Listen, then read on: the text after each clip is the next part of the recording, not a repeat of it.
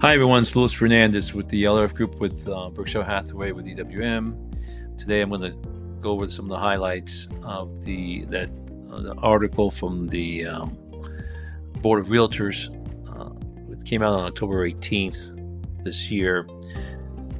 The headlines is Florida is the top destination of out-of-state movers for 2023. Well, it goes on to say Florida topped all states with the most out-of-state movers in 2023, according to Miami's analysis of the US Census Bureau in 2023 state-to-state migration data. In 2023, there were over 636,933 people who lived in Florida who had resided in another state in the prior year, accounting for 21% of the people who lived in different residents in the year prior. The second state that was the closest was Texas with 611,000, and on the top of being a no state income tax state, which Florida is, Florida also has a strong job market, and opportunities makes Florida attractive for both retirees and job seekers. So that's it's an important aspect of our growth here in the state of Florida. New York, Georgia, and New Jersey were top of out-of-state movers to Florida in 2023. Not surprisingly, New York was the number one state of origin of Florida's top out-of-state movers, with 71,138 New Yorkers moving to Florida, or close to 11% of out-of-state movers. Georgia emerged as the second largest origin of out-of-state movers as well, with 44,469 movers, up from fourth place in 2022. New York, California, and New Jersey were top three. California slid down to third place with 39,000 movers from that state who moved into Florida in 2023. However, the migration did slow down in 2023 compared to 2022 as the work from home trends stabilized. Migration has slowed somewhat in 2023 compared to 2022, according to the US Census Bureau state-to-state Florida data. And one factor explaining the slowdown is the stabilization of the shift towards and even the dialing down of the work from home trend. In 2021, the number of people who worked from home tripled to 27.6 million, or 18% of the workforce. In 2023, fewer people worked from home, declining to 22 million.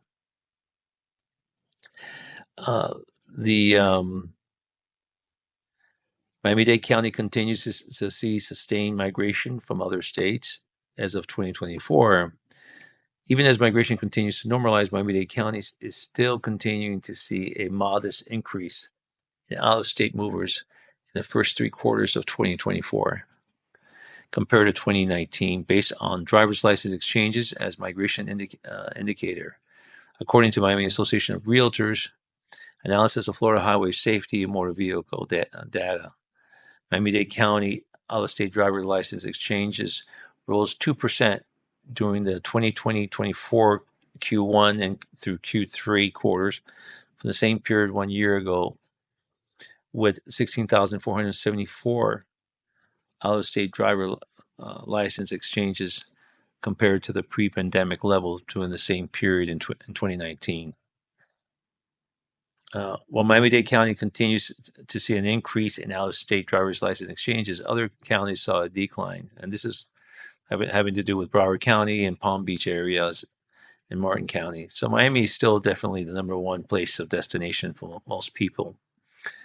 It's a very important article that comes out. It kind of tells you that basically that there are still people moving down here to the state of Florida.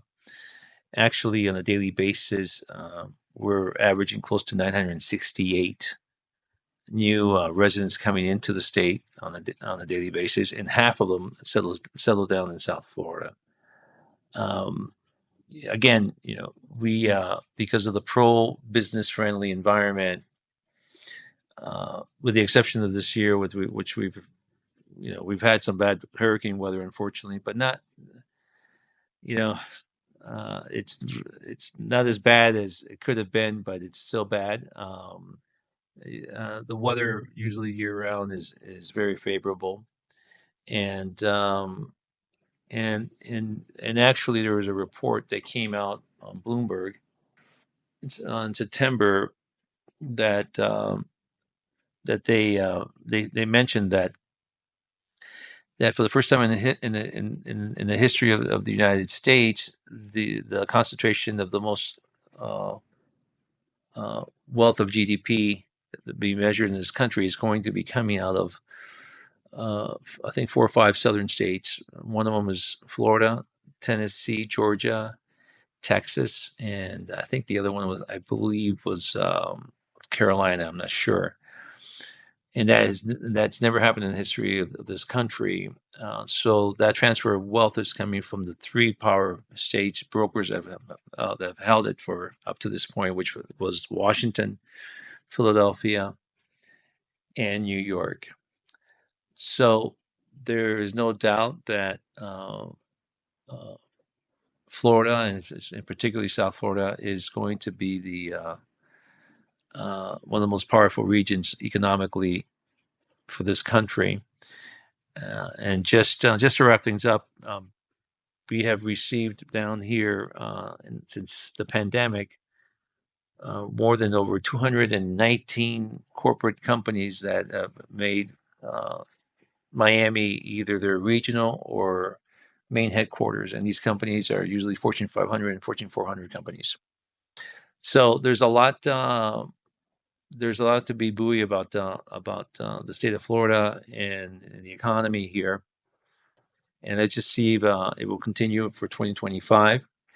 Again, if you're interested in this type of information, please contact me. I have all this data. I'll be more than happy to send it to you and put you on our mailing list. And on a weekly basis as well, we have a analytics that we use that is constantly keeping the pulse of the real estate market for many South Florida cities, which you can subscribe to. It's free, and it will become and you'll receive it directly in your email, in your mailbox on every week, and you can even micro measure basically a certain area of a town down to their zip code.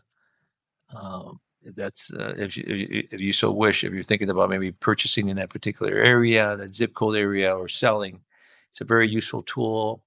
It breaks down the price per square footage. There's a lot of information. So reach out to me. I'll be more than happy, and subscribe. It's very simple, just your name and your email, and the system actually generates it automatically, and they'll send it to you. And I think you're going to find it very, very informative. So thank you so much for listening, and keep on listening, because we're watching out for you in the best interest of your property. Till next time, all the very best. Bye-bye.